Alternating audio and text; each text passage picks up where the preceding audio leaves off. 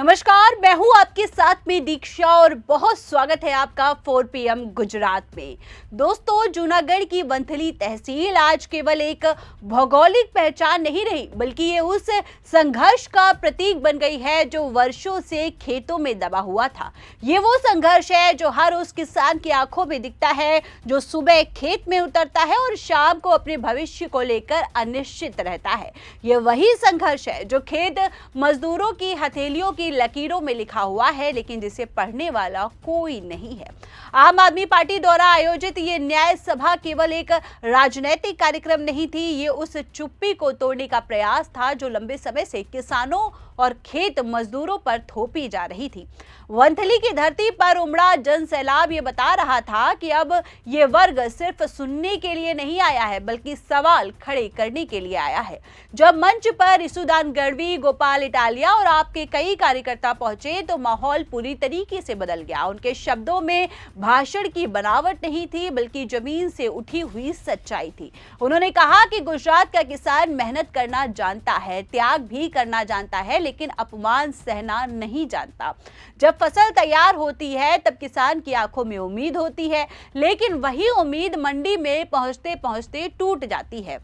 सभा में मौजूद किसानों ने बताया कि खेती की लागत लगातार बढ़ रही है, बीज महंगे हो गए हैं, खाद भी महंगी हो गई है, डीजल के दाम बढ़ चुके हैं, लेकिन फसल का मूल्य वही पुराना है। किसान ने सवाल किया है कि अगर हर चीज महंगी हो सकती है तो उसकी मेहनत क्यों सस्ती मानी जाती है।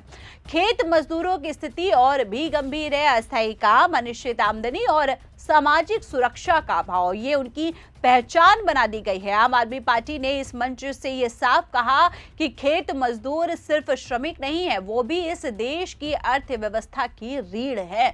सभा में महिलाओं की भागीदारी इस बात का संकेत थी कि खेती केवल पुरुषों का काम नहीं, महिलाएं खेतों में बराबर की मेहनत करती हैं, लेकिन उनका श्रम अक्सर अदृश्य बना दिया जाता है। महिलाओं ने कहा कि वे खेतों में काम करती हैं, घर संभालती हैं, फिर भी उन्हें ना पहचान मिलती है, ना अधिकार मिलता है। आम आदमी पार्टी ने वादा किया है कि खेत मजदूर महिलाओं को बराबरी का सम्मान मिलेगा। वहीं गोपाल इटालिया ने सरकार से तीखे सवाल करते हुए कहा कि जब बड़े उद्योगपतियों के लिए पैकेज बन सकते हैं, जब हजारों करोड़ रुपए के कर्ज माफ किए जा सकते हैं, तो किसानों के लिए ऐसी संवेदनशीलता क्यों नहीं दिखाई जाती। उन्होंने कहा है कि लड़ाई किसी एक पार्टी की नहीं, बल्कि उस व्यवस्था के खिलाफ है जिसमें मेहनत कश को हाशिए पर डाल दिया जाता है। सभा में युवाओं की मौजूदगी ये साबित कर रही थी कि खेती अब केवल बुजुर्गों का विषय नहीं रह गया है। युवा ये सोचने को मजबूर है कि अगर यही हालात रहे तो खेती में भविष्य कैसे दिखेगा। आम आदमी पार्टी ने युवाओं से कहा है कि अगर सही नीतियां लागू हो तो खेती भी सम्मानजनक आजीविका बन सकती है।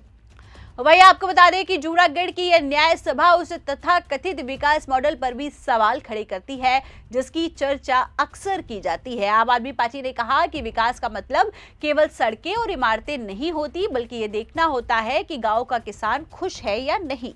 इस सभा में केवल शिकायतें नहीं थी, बल्कि समाधान भी थे। समय पर भुगतान की गारंटी, न्यूनतम समर्थन मूल्य का भरोसा, खेत मजदूरों के लिए पेंशन और स्वास्थ्य सुविधा, किसानों को कर्ज के बोझ से निकालने की नीति, इन सभी मुद्दों को जनता के सामने रखा गया। गोपाल इटालिया ने कहा कि आम आदमी पार्टी की राजनीति सत्ता की सीढ़ी नहीं, बल्कि सेवा का रास्ता है। उन्होंने कहा कि यह न्याय सभा एक शुरुआत है और ये लड़ाई तब तक जारी रहेगी जब तक किसान और खेत मजदूर को उसका हक नहीं मिल जाता। दोस्तों, आज આપણે આ ખેડૂત ન્યાય પંચાયતના માધ્યમથી ગુજરાતભરના લોકોને એક વિનંતી કરવા માંગીએ છીએ કે રાજનીતિ બદલો। અમે બધા આવા રાજનીતિમાં હું કામ આવ્યા ને ક્યાંથી આવ્યા। ગોપાલભાઈ ઇટાલિયા તો પોલીસમાં કોન્સ્ટેબલ હતા, ઓહો વિસલ બિસલ મારીને મજા કરતા હતા। ક્યાં રાજકારણના રવાડે ચડવાની જરૂર હતી।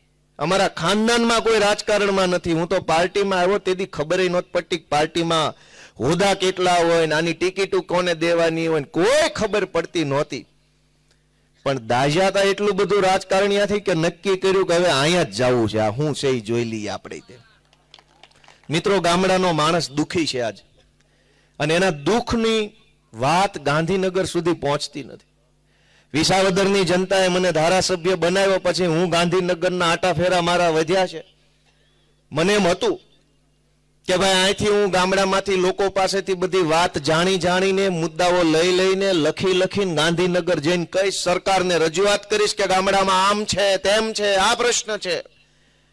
ગાંધીનગર ગયો તા જોયું કે અહીંયા કઈ સરકાર બરકાર જેવું છે જ નહીં, ખાલી સર્કસ હાલે છે. હાવ કોઈ સરકાર જ નથી અને સર્કસ છે. રજૂઆત કોને કરો? તમે એમ કહો ગોપાલભાઈ જાઓ, તમે કહો ગાંધીનગર સરકારને રજૂઆત કરો કે આ ટેકાના ભાવે ખરીદી હાલે છે, એમાં ખેડૂતોને અન્યાય થાય છે. ધારો કે જાય રજૂઆત કરવા તો ન્યા સર્કસ છે. તમે જે કૃષિ મંત્રીને રજૂઆત કરીને આવો ગાંધીનગરથી અહીંયા તમે વંથલી પોગો ત્યાં ન્યા કૃષિ મંત્રી બદલાઈ જાય, મંત્રીમંડળમાં ફેરફાર. વળી તમને એમ થાય નવો આવ્યો એને કઈ આવું, વળી પાછા જઈને કઈ ના હોતા નવો મંત્રી. આમાં હું કેવું, કોને કેવું? અને પરિસ્થિતિ નેતાની જોવો, નેતાની પોતાને કઈક વટ તો હોય કે ન હોય?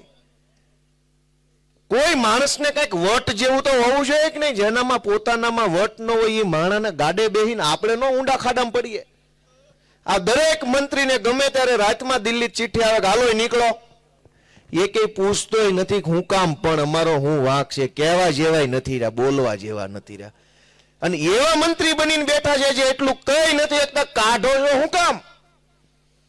ગામમાં કોક તું કહી જાય ને તો 3 પેઢી સુધીનું બાંધણું ઊભું રહે કે આના દાદા તું કહી ગયા મારા દાદાને, એટલે અમારે ડખો છે ને ગમે એ ચૂંટણીમાં ડખો હામો આવે. દરેક ચૂંટણીમાં તું કહી ગયા એટલો તો વટવાળા આપણે માણસો ગણાઈએ કે વગર વાંકનું કોઈ મને કઈ કઈ ન જાવ, વાંકમાં બે લાફા મારી લેજે, પણ વગર વાંકનું તું નહીં સાંભળવામાં આવે એવો વટ તો ખરો ને આપણો કાઠિયાવાડનો. सभा के दौरान लगाए गए नारे केवल राजनीतिक नारे नहीं थे, बल्कि वे सवाल थे जो वर्षों से दबे हुए थे. किसान पूछ रहा था कि उसकी गलती क्या है, खेत मजदूर पूछ रहे थे कि उसकी मेहनत की कीमत क्यों नहीं है. जूनागढ़ की जनता ने इस संदेश को साफ समझा और भीड़ में खड़े लोग केवल सुन नहीं रहे थे बल्कि बदलाव की उम्मीद से सिर हिला रहे थे. ये संकेत था कि अब जमीन तैयार हो चुकी है. आम आदमी पार्टी ने स्पष्ट कर दिया कि यह संघर्ष चुनाव तक सीमित नहीं रहेगा. गांव-गांव जाकर किसानों और खेत मजदूरों की आवाज को मंच दिया जाएगा. जूनागढ़ से उठी ये आवाज अब केवल जूनागढ़ की नहीं रही, ये पूरे गुजरात में फैल रही है और ये आवाज उस चुप्पी को तोड़ रही है जो वर्षों से थोप दी गई थी. और शायद यही वजह है कि इस न्याय सभा को केवल एक राजनीतिक कार्यक्रम कहना गलत होगा. ये एक सामाजिक चेतना थी, ये एक आंदोलन की शुरुआत थी. अब सवाल ये नहीं है कि किसान क्या चाहता है, सवाल ये है कि सत्ता सुनने को तैयार है या नहीं.